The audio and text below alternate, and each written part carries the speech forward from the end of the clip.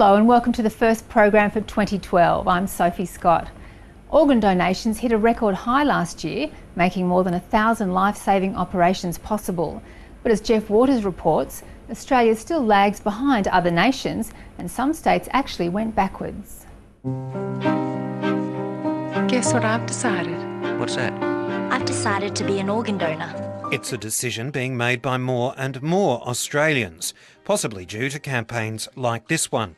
In 2011, more than 300 people became organ donors after death. We're continuing to see the rate of organ donation in Australia go up. But for people like Daniel Gluhack, that's still not enough.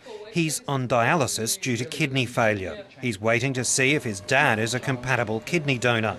If not, he's been told the wait for a new organ could take 7 years. I've been doing this for 4 weeks and it's already, a bit much, and then you see people that have been doing it for 8, 9, 10 years and you think, far out, mate, they must be so strong, Despite the improvement in Australia's donation rates, 23 other countries, some of them in the developing world, are doing better. And while Queensland and Victoria are greatly improved, New South Wales, Tasmania and the ACT have actually been going backward, according to the Organ Donation Registry.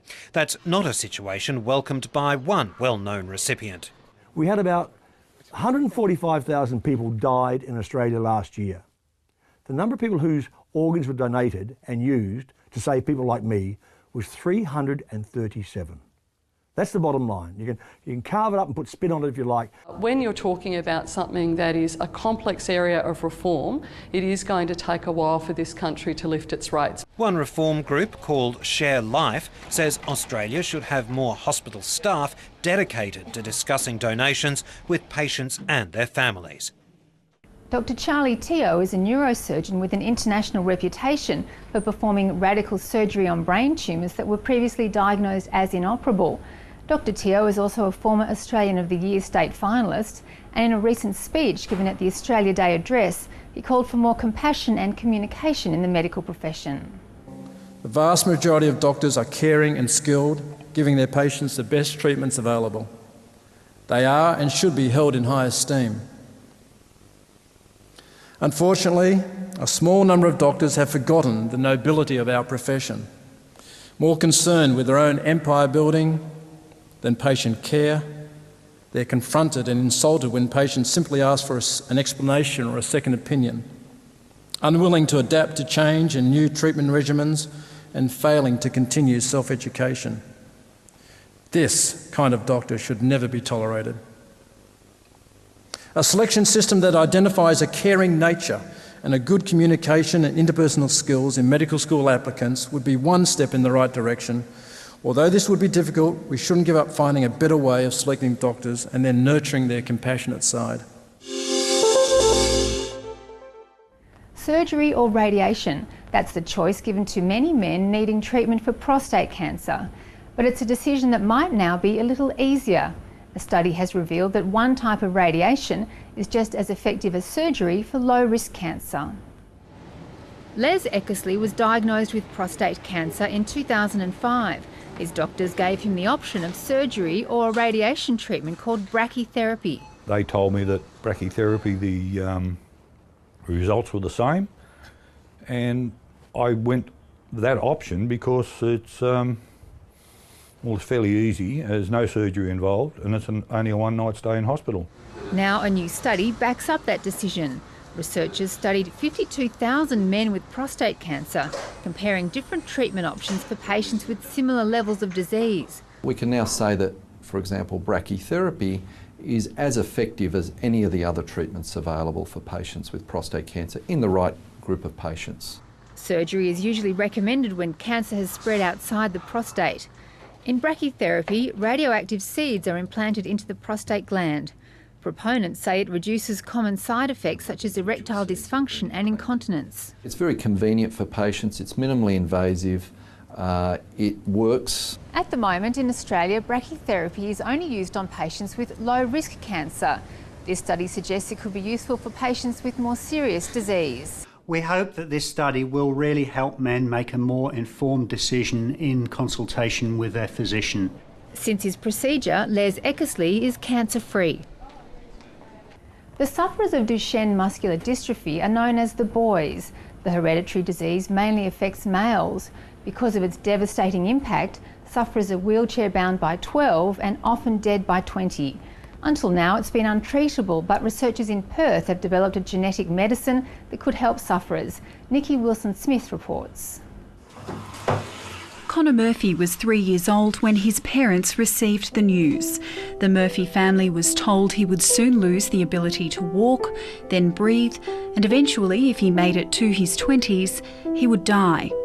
I talk to a lot of families who've been in this situation, and they all say without exception that the day their son was diagnosed is a day that is like tattooed on their head forever. You never forget it. You never forget the feeling, the emotions.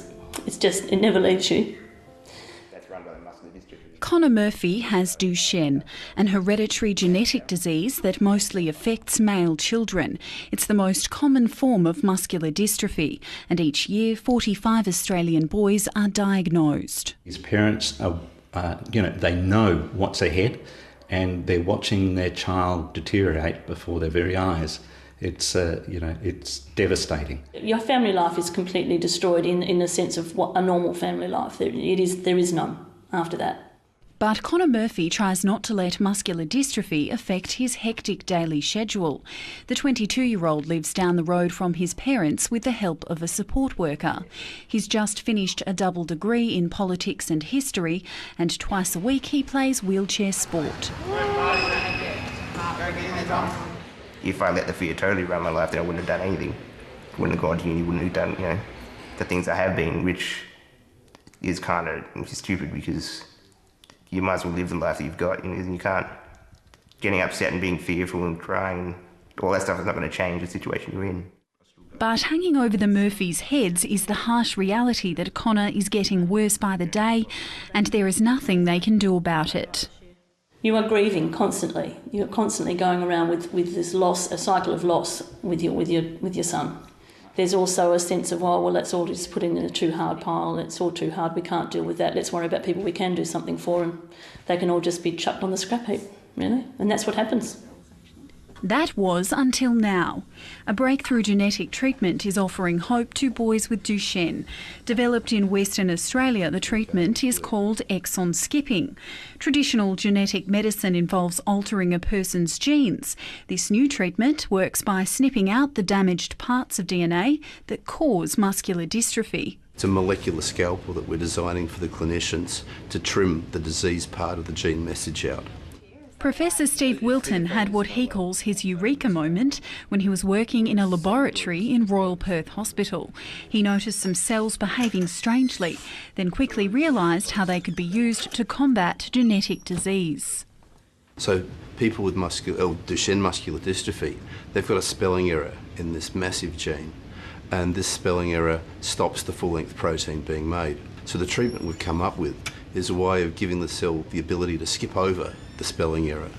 It's taken 10 years of collaboration with his colleague Professor Sue Fletcher, but finally the treatment is ready to use. The team conducted a small trial in the UK about 18 months ago with promising results.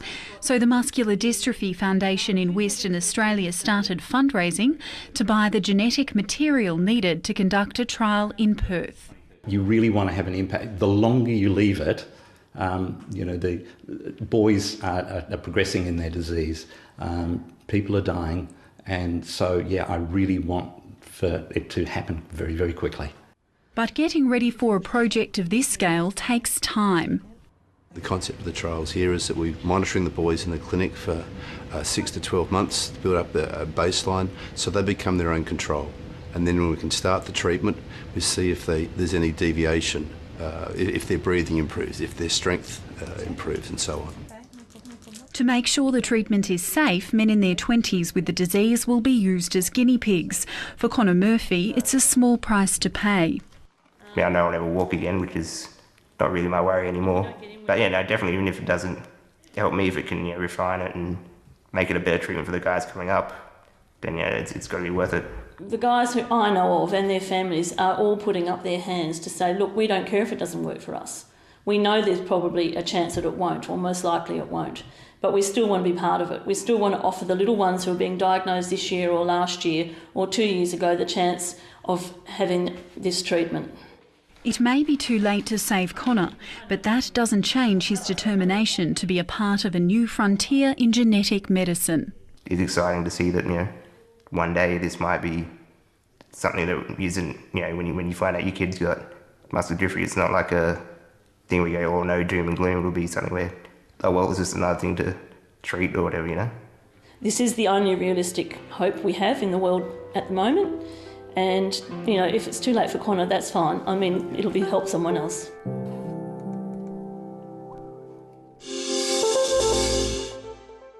Another team of Australian scientists had made a significant discovery that could stop HIV and hepatitis C from turning into deadly diseases.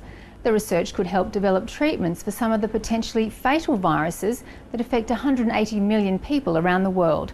Stephanie March reports. It's a small discovery that could have big implications. For 3 years, Associate Professor Spencer Williams has been looking at how viruses use pathways in the human body to replicate and cause disease. One of these main pathways is in fact two pathways, and if you try to inhibit just one pathway, then the viruses instead use the other pathway. It's this often ignored bypass route that captured his attention. He and a team of scientists have now determined the structure of an enzyme that could be used to help block that secondary pathway. In effect, we should be able to prevent viruses from replicating and therefore going on to cause disease. Scientists identified the enzyme structure in this Melbourne lab with help from colleagues in the UK, the Netherlands and Austria.